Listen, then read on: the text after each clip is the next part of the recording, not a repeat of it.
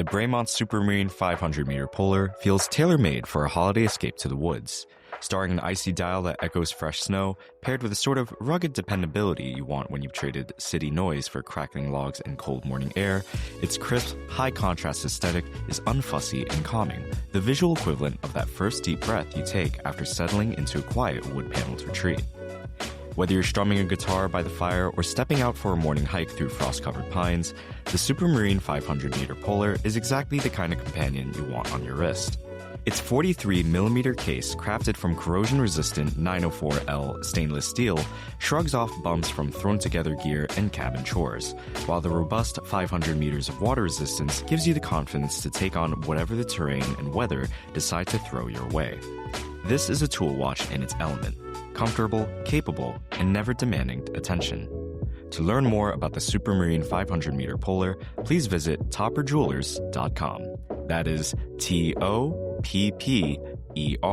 jewelers.com. Now, back to the episode.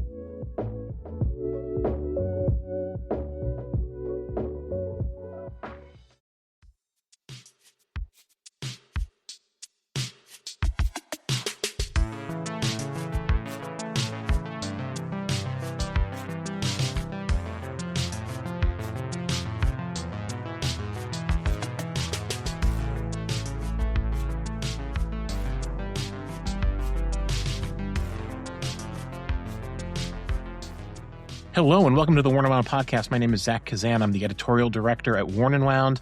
We've got a big show for you today. We're nearing the end of 2025. This is our annual favorite watches of 2025 episode. I'm really happy to be joined today by two of my colleagues. First, we've got Liam O'Donnell, Worn and Wound's videographer. Liam, how's it going? Hey, good, mate. Glad to be here at the end.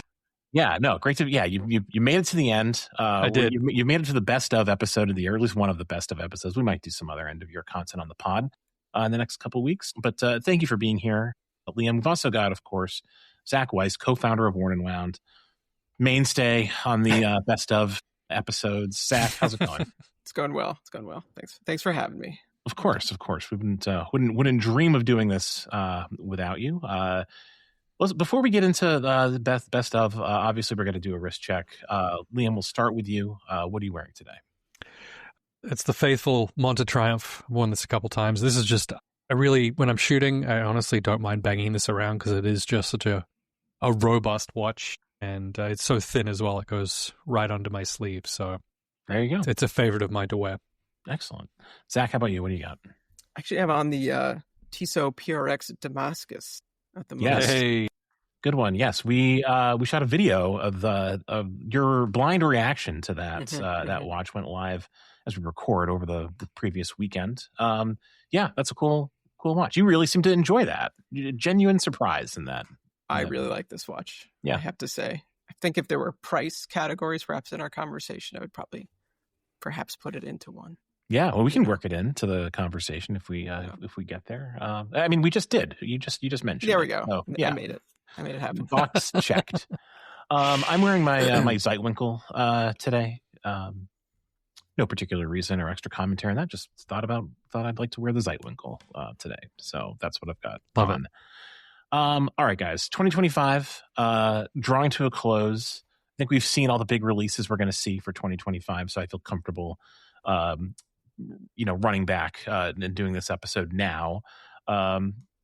I want to ask you guys before we start naming watches and getting into our lists, and this is just going to be a casual conversation about our favorites, not necessarily ranked in any particular way. We're just going to kind of go around the horn and name maybe like 3 to 5 watches that we really liked. I want to get your impressions on what you thought of the year 2025 overall in watches and how you kind of developed this list, this grouping of watches. Zach, I'll start with you. What were your, as we come to the end of the year, what are your kind of closing thoughts on 2025 as we wrap this up? It's a pretty good year. Not bad year. Solid all around. Good B plus. I don't know. A B plus. It wasn't disappointing. It maybe was I don't know, on a personal level, less watches that came out that I felt like I had to jump on, kind of a thing. But that's actually good for me. But my scientific method, which I know, Zach, we just talked about a second ago, of scrolling back through old Instagram posts to remember even what came out. Yeah. Revealed some good stuff. Some definitely good stuff. Yeah. I I'm feel sure there's like plenty I'm forgetting about, though, still. Oh, for sure. I know I'm forgetting things. And this is a call to listeners to please comment on the Instagram post for this episode, or email us or ping us whatever way you can and let us know what we've forgotten, because we'll definitely forget stuff. But yeah, I feel like every year we do this episode and we always have a version of the same conversation. Like, how do you, there should be like a better way to kind of like keep track of these things. Like, we always retroactively sort of realize we didn't do a great job of cataloging our favorite watches, as we've gone through the year. It does really come down to scrolling back through Instagram, and just kind of like reminiscing.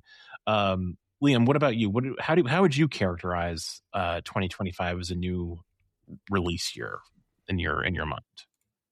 I thought it was a great year. I thought there was a lot of really bold releases from a lot of brands, trying new things, new materials, new marketing sort of attempts as well. I thought there was a lot of cool collaborations like Studio Underdog and Fears. I thought that was really exciting, especially to see that at the fair as well. But look, I mean, from year to year, you get some really highs and some lows. I think it's great just to keep things. I don't think there's any one year that's better than another.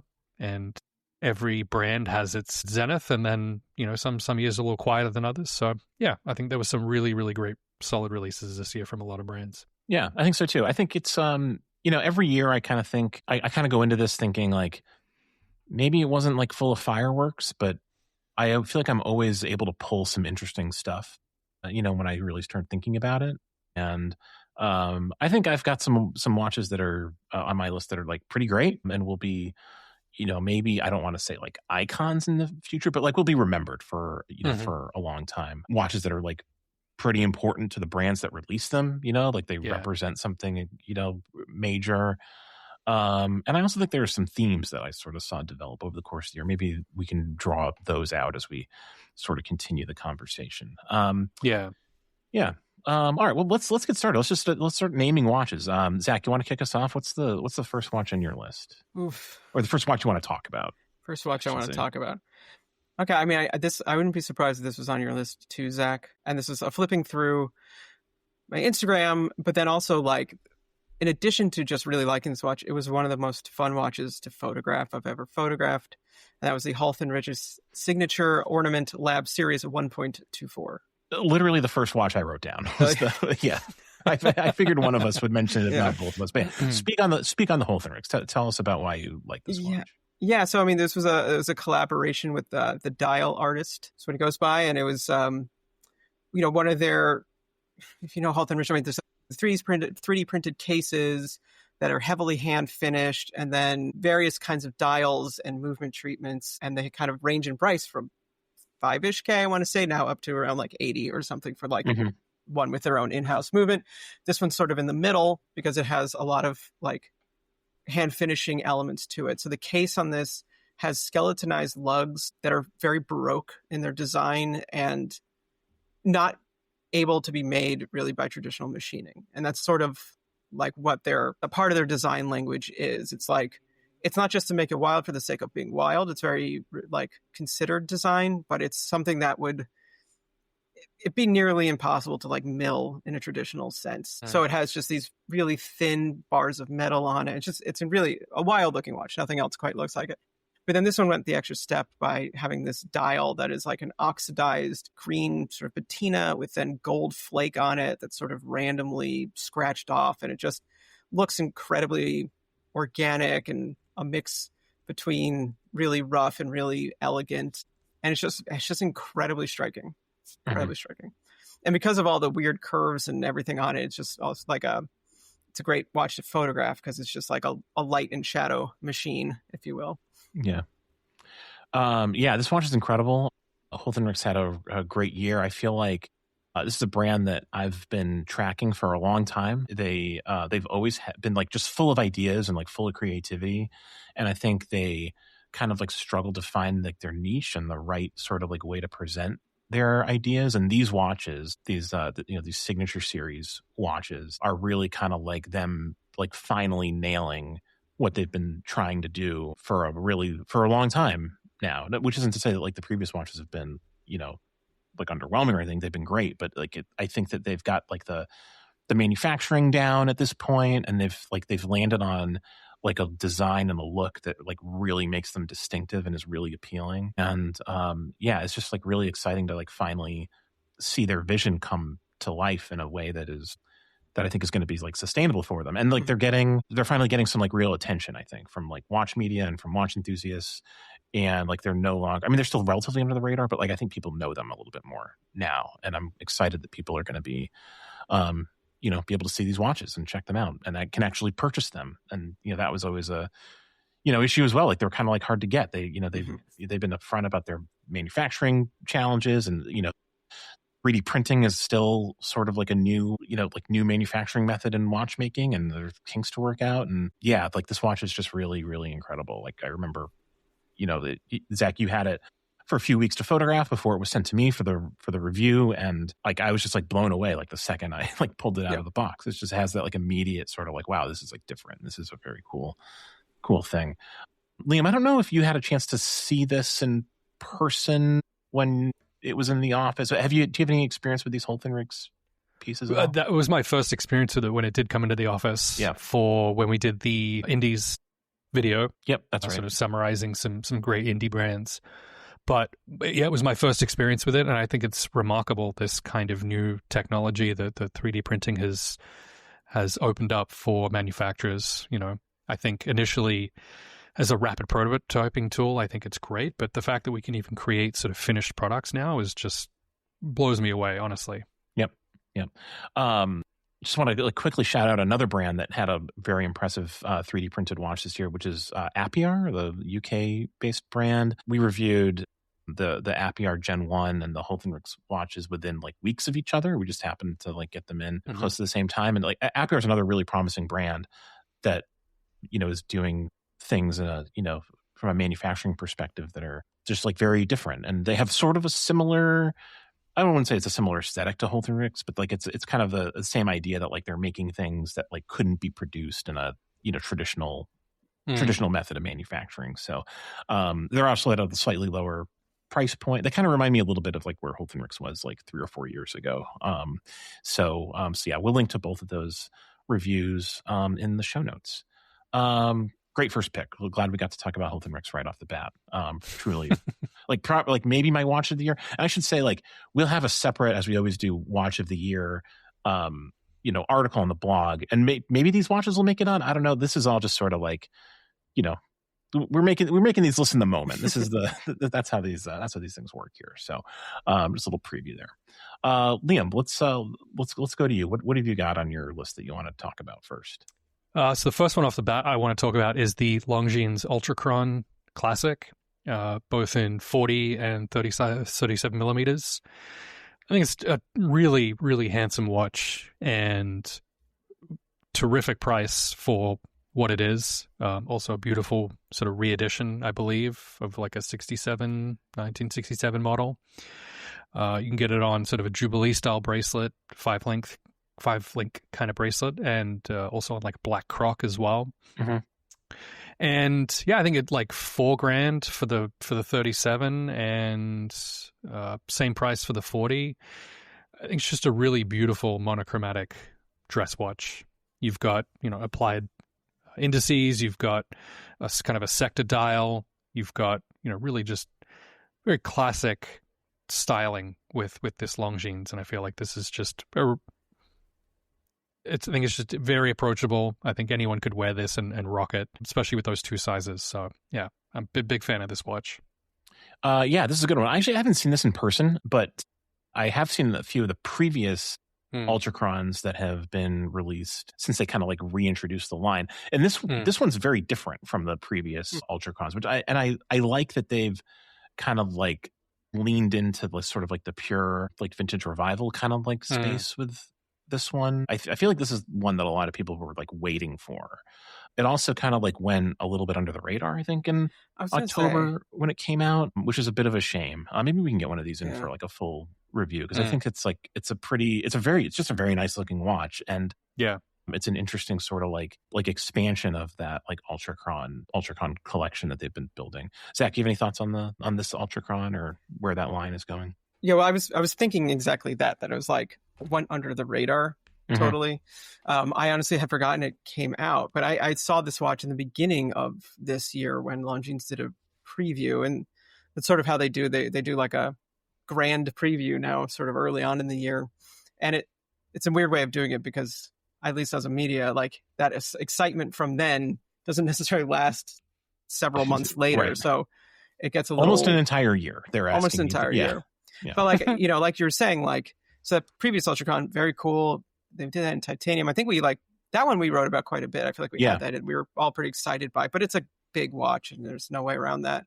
And it's like a very modern watch. It's like, it doesn't feel like a vintage throwback and the way this one does. Yeah, not at all. And then, you know, if you look up UltraCon though, you see all these classic Calatrava sort of style dress watches. And I was one of those like, why don't they just do this? And then they did it, you know? And it's really, it's very cool. And, you know, it's funny. I was just did some, you know, content about that Grand Seiko SLG, got areas for SLGW 007, the moonlit birch.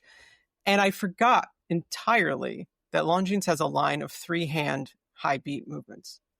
You know, and I feel like, oh, cool. Is that my fault or is that their fault? You know, it's probably my fault, but but you know what I mean? Like it feels very singular right now to Grand Seiko to have that 3-hand high beat movement. But here you have one at 4K, chronometer certified.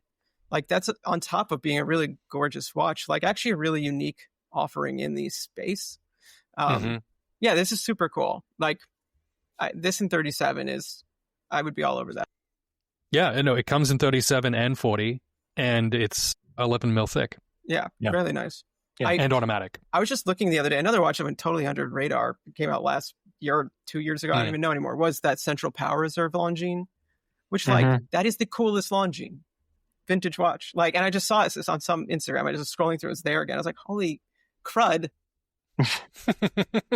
I forgot about this again, and like it's so cool. Like, I don't know why they just don't quite get the hype almost that these watches deserve. Like they're doing that thing. They're doing that recreation thing pretty much exactly as we all want it to be done.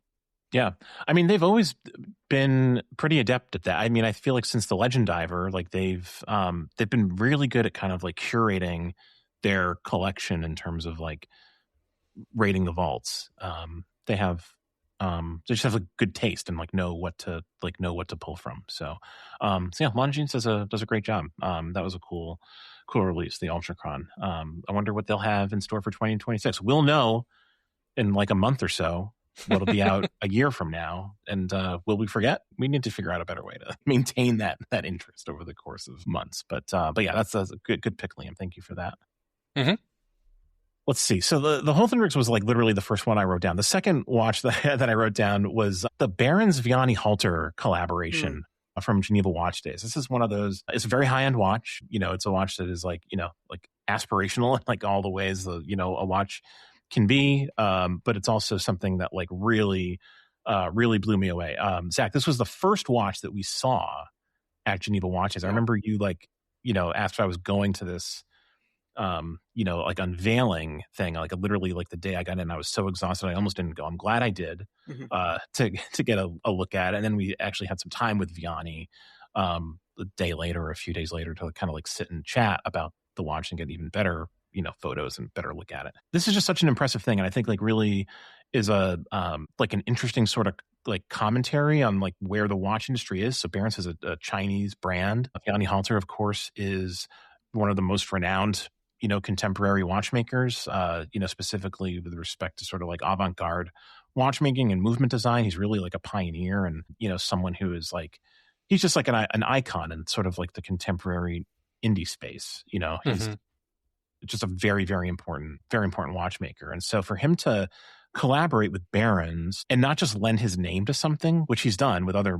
brands, but to like actually create a caliber for them, like in his sort of like signature style that tells a story that's just an incredibly impressive thing and a unique thing, is a really, I think, big moment for like non-Swiss high-end watchmaking. And that just felt important to me. And it's also just like an incredibly cool watch. Like I'm still thinking about it, you know, like, you know, several months removed from, you know, from my experience with it in Geneva. And it's just like absolutely one of the coolest sort of like things I saw all year. And I was just very impressed with it. Yeah, Zach, I know you're a fan of this watch too. Do you have any like additional thoughts on the Barons Vianney Halter collab? I mean, I think you did a good job of summing it up. Like, I it's funny. I was thinking about putting that on my list too, from the Instagram scroll, and then I was like, well, wait, is it one of my favorites or is it just one of the most important watches? And I would definitely categorize it's probably one of, if not the most important watch for what exactly you just said, that kind of celebration of high-end non-Swiss manufacturing and the acceptance from like the icon, like what beats that, right? Then like a pillar of the Swiss watchmaking community being like, I will work with this company that's manufacturing in this way that, maybe 10 years ago would have been brushed off, Yeah, aesthetically, I mean, it's a gnarly watch. It's so complicated, and it's a rectangular thing. It's got a snake hour hand going around. Like, it's an absolutely wild watch. But yeah, I mean, it was very cool, and it was a great way to start off Geneva Watch Days for sure. Yep. It kind of stole the show a little bit in some ways. I think. It did for me. I feel like it. I don't know. Like it's another one. I don't want to say it's under the radar, but like I read all the the recaps of Geneva Watch Days. The coming out of that show, and I didn't see this watch get mentioned a ton. Not as much as I would expect anyway. I don't know. It feels like a big deal to me. And I think it feels like a big deal to you too, for like for the reasons we discussed, but. I don't know that it like resonated immediately with everyone. It's tough. It's like, it's such a unique niche thing. Like you said, a rectangular case, really avant-garde design, but it's truly, truly impressive. Liam, I don't know. I know you didn't get a chance to see that, you weren't with us in Geneva, but did you have a chance to read anything about this watch or take a look at it? I didn't, but now I need to. Yeah.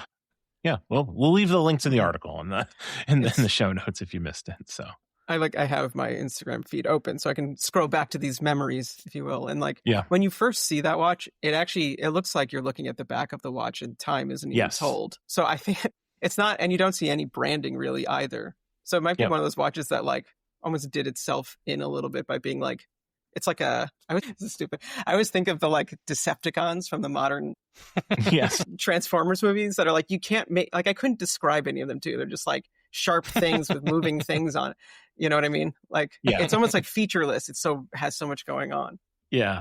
This watch, we haven't mentioned it, but this watch is sort of inspired by like, I forget the term they use, but sort of like retro, like, like pixel art, like the thing that they kept mentioning was the snake game that you would play on like your old like Nokia phone or whatever. And like that really, when you start to like contextualize it with that, it makes a lot more sense. So it was that, and then like a meter, like an electrical readout. Like old school like electrical metering device. I mean, that's Vianney Halter though. There's like lots of weird, it's kind of like like sci-fi stories kind of influence. Like, it's just a lot of cool ideas in these watches. So all right, I think we're back to you, Zach. You want to make another selection? And I'll probably do the other Geneva Watch Days show stopper. I don't know what you call it. The Berneron Quantième Annuel.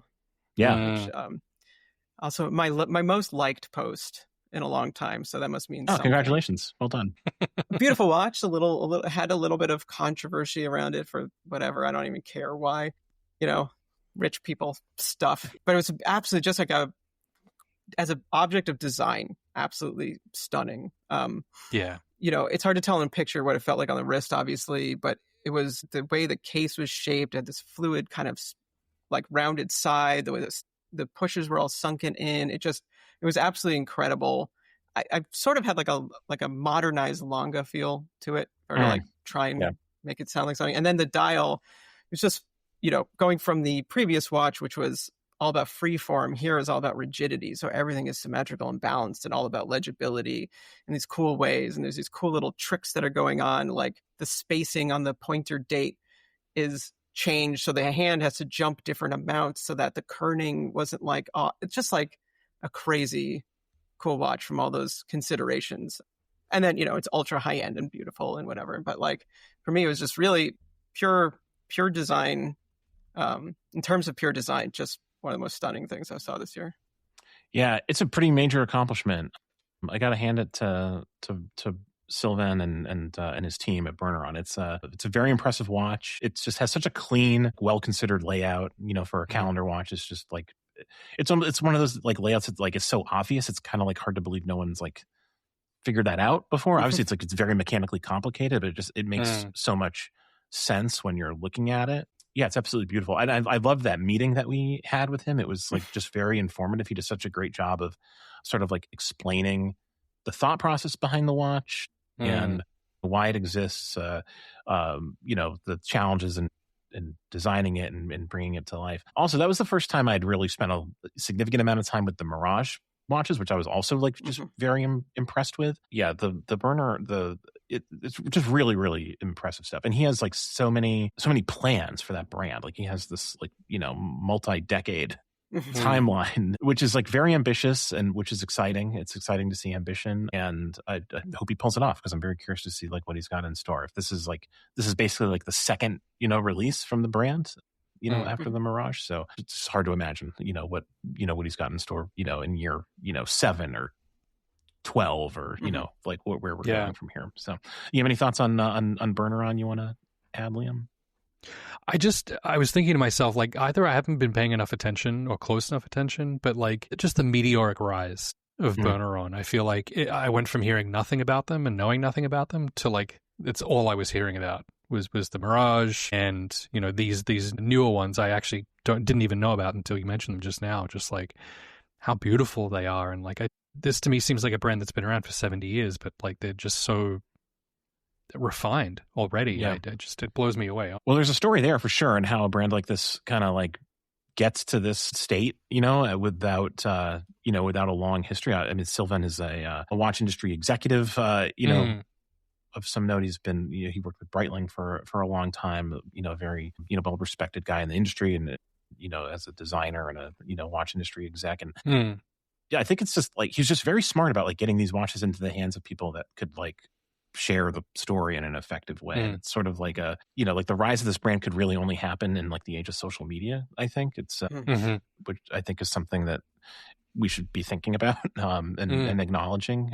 And he's just been very smart about doing that. So something that I'm just thinking about now that's also quite interesting about him that maybe makes the brand that much more successful is that like there is currently sort of like this indie watch, like high-end 6-figure indie watch aesthetic that feels like every brand that comes out seems to be coming out with one of these sort of open dial skeletonized watches. And they're gorgeous, don't get me wrong. I love them, each and every one, when they come out, but they're of a kind, right? And then he's like, that first watch obviously gets compared to a lot of the Cartier Crash because of the asymmetrical form, but it's not really based on the same, the genesis of it is different, but nothing like those other watches. And then this one like is sort of taking on like Patek concepts and so it's not doing at all what you're seeing from other independent watchmakers right now. And I mean that it's good to be unique, Yep. I wonder too if that comes from his experience with a big brand that like like Breitling is a brand that has a very long history and will be around for a very long time. It's sort of like an immovable object, and they have to make products that like stand the test of time. And I wonder if that's sort of something that he thinks about in, whether it's conscious or not. I imagine it sort of is, you see that seep out, in the products, making something that is like evergreen and that will sort of like endure for a long time. Because you're right, like there is this sort of like high-end indie watch aesthetic that feels like I'm like you, I like them a lot too, but they're very of the moment. And I wonder if they'll still make sense like 10 years from now or 50 years from now, what people will be thinking about, pick your favorite here. Like, will that still be desirable, in time? But the Burneron stuff feels a little bit more durable to me at the moment. All right, Liam, what's your next pick? Mine is the Club Sport Pneumatic World Timer in the Trace colorway. I love what Nomos is doing with this collection. I think they've really hit a home run with this overall package and all the different kinds of colorways that they can create with it. And this specific colorway reminds me of like a dark cockpit with sort of just all the sort of luminescent, dials and knobs and things like that inside of a helicopter or something like that. I think it has a really cool kind of tactical look to it, but still has that Bauhaus overall aesthetic. Yeah. This is a huge release. This is a big year for Nomos. Literally, as we're recording, they just announced another pair of limited editions of this watch. We have the story up on the site. This watch, I think, kind of like reintroduced Nomos to a lot of people who maybe had, not forgotten about them, but maybe sort of like got into the trap that we sometimes fall into of thinking like they just sort of are like, iterating on the same thing over and over again. This is a genuinely new watch, and people just really loved it. And I'm excited, for Nomos to have like a genuine like hit on their hands. I feel like this is sort of like the Cat Shoulders stand-in pick. I know she's a big fan of this she watch is, and as an owner. And I actually missed this watch entirely at Watches and Wonders, and the first time I actually got to like experience one was when we were in the office a while back, and I got to play with hers, and just like the click of that Cities ring button is just like so satisfying. It's very satisfying. Yeah, it feels like a much higher end sort of like piece mechanically than you would expect at that price point. It's just a very tactile and fun thing, and really really cool watch. Zach, you're a fan of this watch too, right? Yeah. Oh yeah. It was definitely on my list. I assumed it would get said at some point, so I'm glad you got there, Liam. And a good colorway choice too. These kind of, just for me, like these came out in a flurry of things, and I saw it and I was like, that's gorgeous, but I honestly haven't thought about it since then. And that one is really, really nice. I love teals, and teal and black is really good. Sold out already. These are the watches I've come closest to buying this year, I think, because it's such an incredible value for what it is on top of all the design features. But I'll also say for me, like seeing these at Watches and Wonders, these were exciting enough that I made my first reel, basically, for them. I like sat there and did the stupid pointing the camera at myself in a crowded space and did it, which is not easy for me to do. So yeah, it was worth it. It was worth it because they were exciting. Yeah. Really. Inspired a reel is about as that's really that signifies something for sure. Yeah, no, that's a really cool watch. Nomos had a good year. I bought a Nomos this year. I didn't buy this one. I bought a different Nomos that I love quite a bit. But yeah, glad that Nomos had a successful 2025. They deserve it. All right, I think I'm next. I'm gonna go with the Cornell Watch Company Lozier, which was released or unveiled, rather earlier this year. I think they're delivering like relatively soon. I would expect from that sale. They went on sale earlier in the summer.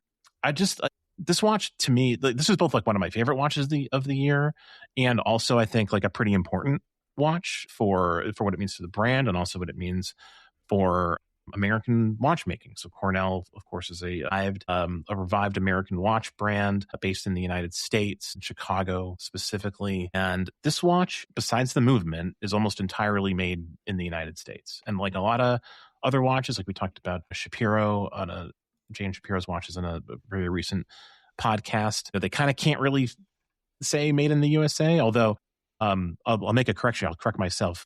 Josh actually reached out to me and reminded me that they do actually print made in the USA on the Resurgence, even though like they're technically, not supposed to, but they have like a good case if the government comes calling. So I just want to correct myself there. Thank you, Josh, for the correction. But it's just a similar idea with the Cornell piece here. But it's kind of like a triumph in like getting something made in the United States. They're relying on American manufacturing for the case and the dial and the hands, and the movement is Swiss, but basically everything else is fabricated here. And you pay for it. It's more expensive, as a result of that. But I think that like it's a fair price to pay for supporting, like the growth of the watch industry here, specifically sort of this like more craft oriented, artisanal part of the industry that's enthusiast driven. It's also just like a really attractive watch. It's really well proportioned. It looks great. It has this like beautiful German silver dial that has this multiple levels. I was just really struck by it. And definitely a watch that I had to mention on my, in this best of conversation, because it's, I think, like it meets both criteria for me that I think about. Like, is it a good watch, and is it like a meaningful watch, like in the year it was released? So, Zach, we had a meeting with Cornell, in the office. We saw this watch in person for the first time. What were your impressions of it? Yeah, I mean, it's super cool. I'm glad you chose it. I forget about it occasionally because it had its moment, and then it was kind of like been fulfilling sort of a thing. It's, one of those watches that sort of the unfortunate part of sometimes these like batch indie brands is like the moment goes very fast and then the cycle and everything continues. But I imagine if you purchased it, it's on your mind. But yeah, I remember, being handed that and just, thinking, wow, like this is much further along in the way of like American manufacturing of like a watch in a very kind of simple way, not to say call it a simple watch, but like it's the simple things that are hard to do right. And when the industry isn't here, so it's all the case manufacturing, the crown manufacturing, all those little things, like they're difficult because of the tolerances and everything. So seeing it done well, seeing it done at a reasonable price, in my opinion, for what it is, like you say, you're paying for what it, maybe if it was made in Switzerland, the exact same design, which by made in Switzerland, I mean made in China with a Swiss made label on it, like it would maybe be less, certainly, but because of the fact that it's like an entirely CNC'd one-off per watch, it's done here, it's going to cost that. I think it's very exciting. Brand doesn't have to choose to do something in the US, and like, if they do, they're making a tough decision that I know is like going to make it harder for them in all ways, shapes, and form. And I respect that. It's cool. And I like the design just on base of the lug width, a little much for me, maybe. Yeah, people like get stuck on that. I think it's like it's based on a like a specific Patek reference. It has a similarly kind of like broad lug spacing. So I mean, it's a little bit jarring. It's not a modern sort of like design. It's like really a throwback to like 1930s, 40s kind of like watchmaking. That's like, it feels very foreign now. Mm-hmm. But that's an understandable thing to kind of like it's a sort of like bump on for sure. But I mean, what can I say? Like, I think it worked for me. I have a larger wrist, so like the broader lug spacing kind of like didn't really. It looked okay on me, but Cornell Lozier. We'll leave a link in the show notes to our article about that. Who's next? I've kind of lost track of the order. Did I skip someone? Liam, I feel. Well, if you just went, I think it's back to me. Is that correct? But Liam, have you picked two yet? I've done two so far. Okay, all right. Then it's it. Okay. Oh, I'll go regardless. Okay, this next watch is a recent launch, and we don't have content on it. I should probably make some content on this, but I don't think anybody has content on it. And it's the Benzinger Habring 2 collab called, what is it called? Called the George, J, but spelled with a J, so maybe Jorg or Jorge. Yeah. And so this is a collaboration between two excellent watchmakers, Joachim Benzinger, who is like a master handcrafter. His watches all involve a lot of skeletonization, a lot of guilloche, and other brands go to him for guilloche dials. That's his thing. He's in Germany. I forget exactly where, but for what he makes, they're truly reasonably priced, but they're still very expensive watches. But, compared to other people who are hand doing so much craft, they're a fraction of that cost. And then you have Habring 2 from Austria, who are more of like an indie manufacturer, like their in-house watches, which I have a couple of, aren't so finished. Like they're not about the finishing of them. They're like about the movement. They're about interesting complications like a Quadrante or jump second, things like that.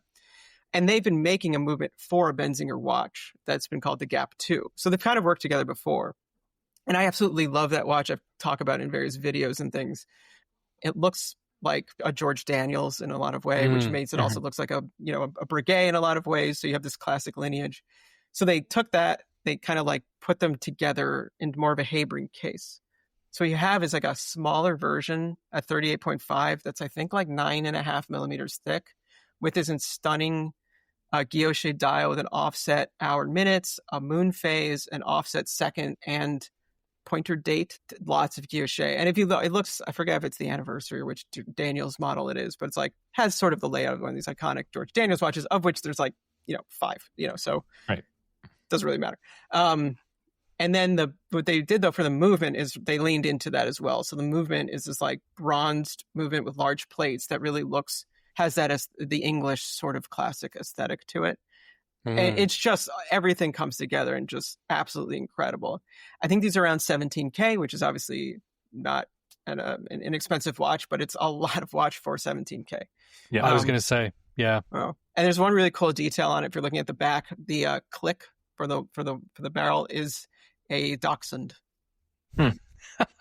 Yeah. Oh, that is so cool. Yeah. Yeah. Yeah, that's a really great watch. When you sent that watch to a group message in the Slack, and I think I responded like, that's the most Zach Weiss coded watch I've ever seen. It seems like a watch that like could be created by an AI if it had access to your brain. Like it's just like really it's like all the things you like in a It watch. is right now. It's a lot of the things I like. And like if I could clear if I could sell 15K worth of watches today, I might do that to buy this. It just no, it's a beautiful watch. And like you said, like, collaboration between two brands that are doing like really good stuff right now. Like you're kind of getting like the best of both, with this watch in a really meaningful way. That's a great pick.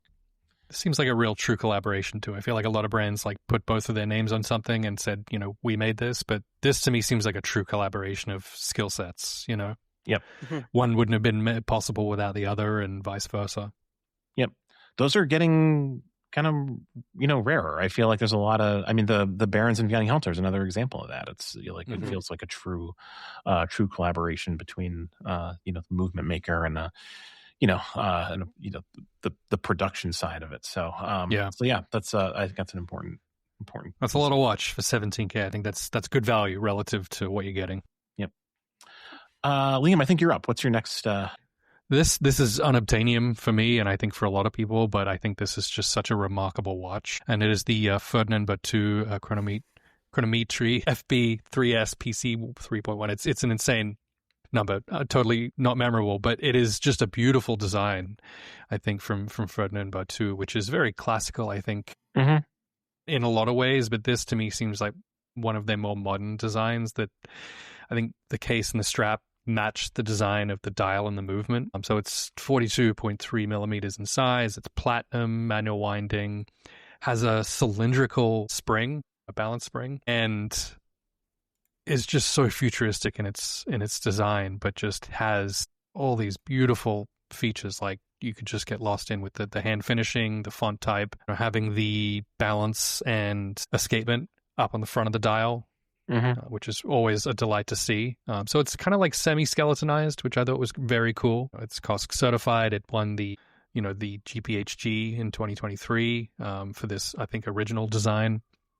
But yeah, just super cool. Limited to 20 pieces. I think it's like over $200,000. Just an insane watch. But I just love it in this black monochrome kind of, the only pops of color of the rubies and the blue screws. Yeah. 200K, but easy monthly payments with a firm, Liam. If you want to go that route, I think. I honestly, it's not as unobtainium as you think. I wouldn't be surprised if that was actually an option with some sort of a retailer if they put a firm on the page. Yeah, it's less than their most recent watch, which is over $1 million. Unreal, but to this day, I think that Ferdinand Berthoud has the best haptics and tactile feedback in their crown winding and crown setting of any watch that I've ever handled. It is second to none. What they do with their haptics and feedback, whether it's intentional or not, it's simply sublime. I think at that price point, it's intentional. Like there's nothing left to chance. Hopefully, when it's when you're talking about these like 6-figure watches. So. It's a good pick. I have to admit, like Ferdinand Berthoud is a little under my radar. I don't normally, they're just, you can't look at everything, as much as we say, like we see everything and we get, all the press releases. It's just like, some things like you take a glance at and they kind of like are in and out. And, too often Ferdinand Berthoud is kind of like, that for me. So that's a blind spot for me that I should maybe try to correct. But it's a beautiful watch. It's a really good pick. I've taken a couple meetings with them at Watches and Wonders, and to their credit, they're one of those brands that, despite the price of their watches, pass their watches around a room and let everyone play with them. And they're absolutely incredible, as you can imagine, like everything about them. I don't think it was last year, but maybe 2 years ago, in their like swag, they gave out a little tape measure. I forget the exact length, but it's specifically, it might be a yard, but the point of it is that it's the length of the amount of anglage in one of their movements. So, like the anglage being like the thing that everyone nerds out about, the hand polished bevels that they use these little tools on, and like, especially interior corners, like everyone it's like the thing, right? So there's a lot of it in each movement, right? So each one takes a very long time and requires a lot of skill to manufacture. Yeah, that's very fun. I like that. That's a cool piece of swag. Like, I love when you can flex in a subtle way. I also like use it to measure stuff occasionally. It's like I have a tape. Very useful. Yeah. I love that. All right, I think it's back to me. I'm gonna go ahead and pick the Christopher Ward Loco as one of my favorite watches of the year. Obviously, full disclosure, we did a collaboration with them, which is now sold out. But even if we hadn't, this would be a watch that would be, on the list. I think it's a genuinely important watch for the brand. Similar, no less important than the Belcanto. I'm an owner. I've been wearing mine quite a bit. Mm-hmm. Since delivery. I know you are too, Liam and Zach. We all own a Loco. I just find it to be like an incredibly satisfying watch to wear. We'll link to your review, Zach, in the show notes, but you do a really great job of kind of like contextualizing the mechanics of the watch and the importance of how they achieved this at a price point, and also like accepting certain like faults of the watch with because the finishing, people will jump on you if you look at it under a loop. But I gotta say, it's not something I even think about.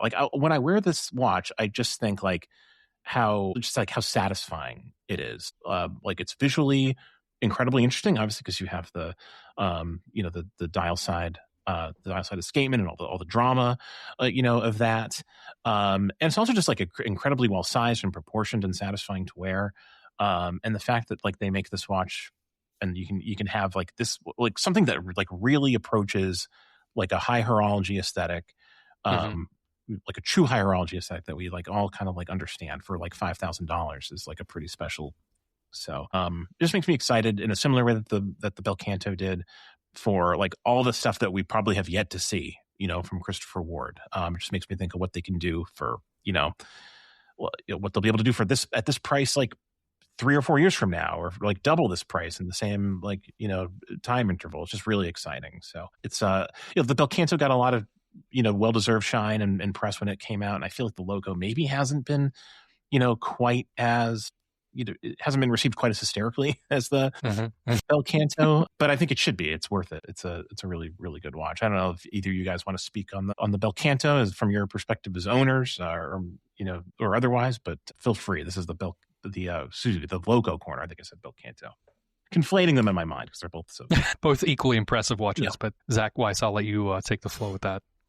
Sure. I mean, this was on my potential list as well. I wouldn't say I think almost maybe for me one of the more important versus favorite watches, but and I didn't want to use RLE because that's obviously RLE is the best, but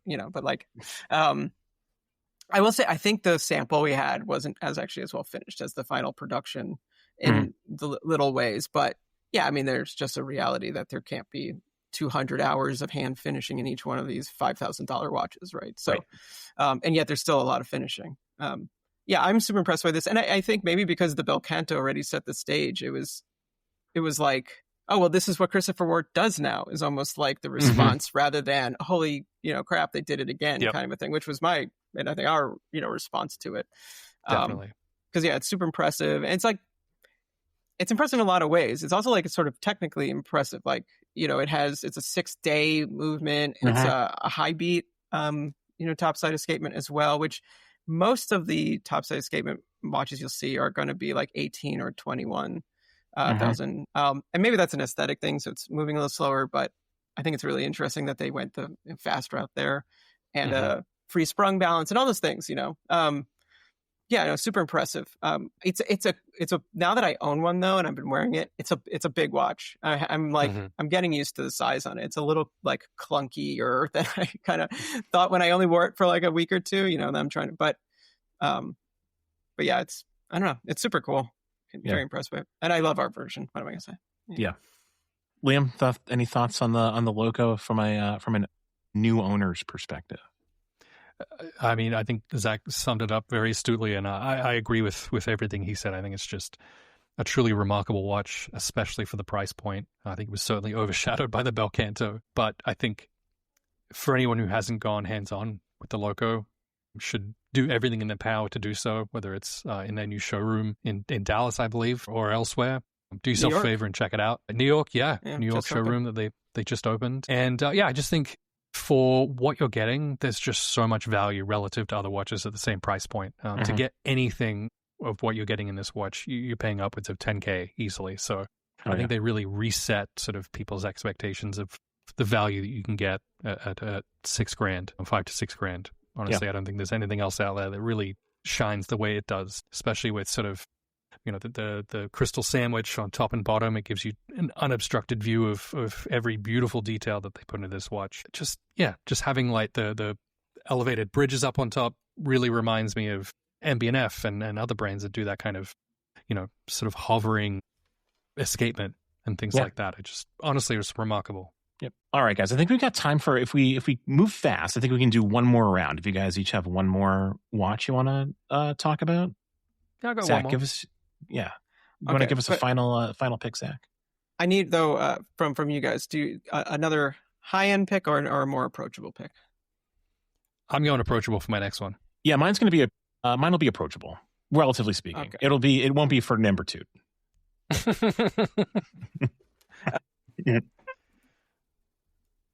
Sorry. Okay. I'll go. It's approachable, but at the same time, you can't get it. And so there you go.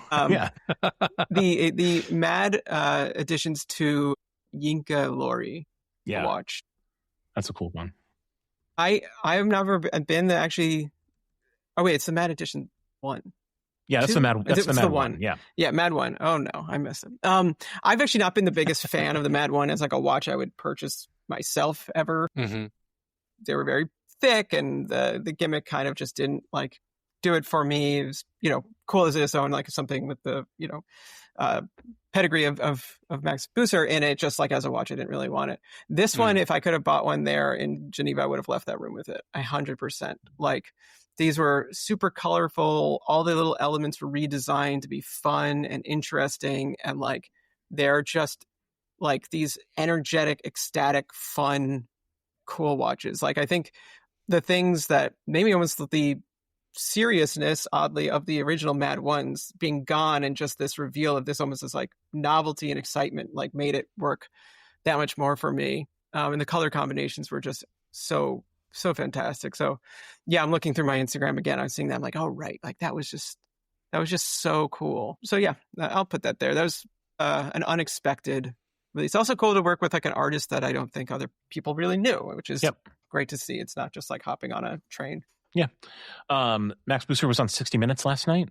Yes. Oh. Did everyone's mom text them? Yes. It's really just so many. It's actually genuinely kind of exciting that like a lot of people on this 60, we'll link to the 60 Minutes story, but like so many people just like were introduced to Philippe Dufour and Max Busser and, it's really cool. $1 million, Patek Grand Complications. It's just like, it's kind of like a cool thing that a lot of people saw that last night for the watch industry. So like you said, Zach, it's good kind of like watch 101 for people who are not, part of what we are doing here. So yeah, congrats to Max and team for being featured there. It's a good pick. I like that watch quite a bit also. Liam, give us your final pick. Yeah, so my final pick will be the Felon Mari, the Ardisia Blue in 38 millimeter. Mecha Quartz movement, chronograph with pulsometer scale. I think this is just a really handsome watch for 585 Swiss francs. I love seeing all of these new dress watches come out. I think I'd love to see more dress watches on people's wrists, and I think this really makes the case for it, especially at the price point that it's being offered at. I love the sort of asymmetrical design of the dial with the really small sub-seconds at 9 o'clock. It's beautifully dense. There's kind of a harmony to it, which I think is quite difficult to find a nice balance for. And yeah, I think you get a lot of value for what you're paying for here. I think, you've got, beautiful sort of brushed finish with a blue shimmer to it. You've got engraved crowns, pushes, with this beautiful sort of guilloche pattern on it. And yeah, it's just a wonderful package, I think. Yeah. At 38 millimeters.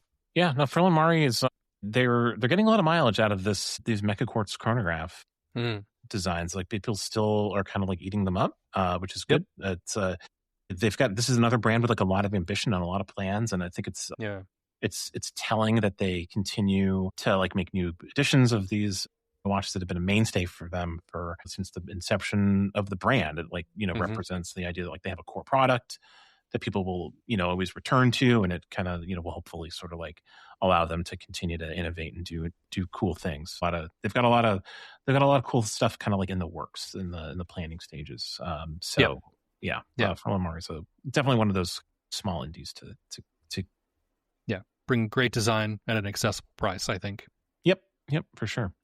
All right, my last pick, I'm going to go with the Fears Arnos. Their rectangular watch. This is a new collection for them, or a new line. It's not really a collection yet because there's just one, but I'm sure there will be iterations on this watch over time. I've had a chance to try this watch on a couple of times now. I just really like it. Just it wears so well. I think the secret ingredient to this watch is the option to wear it on a rubber strap. It just kind of like makes it. It gives the sort of idea of a rectangular watch a little bit more. It's a little more like contemporary sporty vibe that I think works well for it. That's really interesting. Yeah, and it has just a really cool kind of like CNC machined, guilloche dial. The proportions are great. Fears is one of our favorite brands, because of their like thoughtful, considered designs, really high quality. And I'm excited by the Arnos and what it might signal for the future for the brand. So Zach, you were a fan of this watch too, if I'm not mistaken. Yeah. Yeah, no, I love this one. I think it's probably my favorite design of theirs, in general. Another, I feel like if you're things that I would look for, or watches that, I don't know, watches that would define me, but like that, the idea of the small dial floating within a vast amount of guilloche texture, I think is certainly something that I'm attracted to at this point. So for sure. Yeah. Yeah. I love the balance of that dial, and it's a very nicely fitting watch too, in general. And whenever I try a rectangular watch on, I'm like, why don't I have one of these yet? Yeah. Yeah. Guys, we did it. Best of the year, best of 2025. Yeah. The definitive list. There's absolutely nothing we missed, I'm sure. We nailed it. I had a few other things on my list. I mean, I'm looking at my list right now, and I'm just like, man, I can't believe I didn't talk about this or this. But we've got we got a big blog post at the end of the year. Maybe those it'll show up. Some things will show up there that didn't get mentioned on the pod. So something to look forward to. A little tease there, perhaps. Zach, Liam, thank you so much for joining me for the Best of 2025 episode. Listeners, if you have thoughts on what we selected or your own watches that you've identified as the best of the year, definitely let us know. Leave a comment on the blog post or on Instagram. You know how to find us. And thank you, as always, for joining us on the podcast. We will be back soon with another new episode. Until then, take care.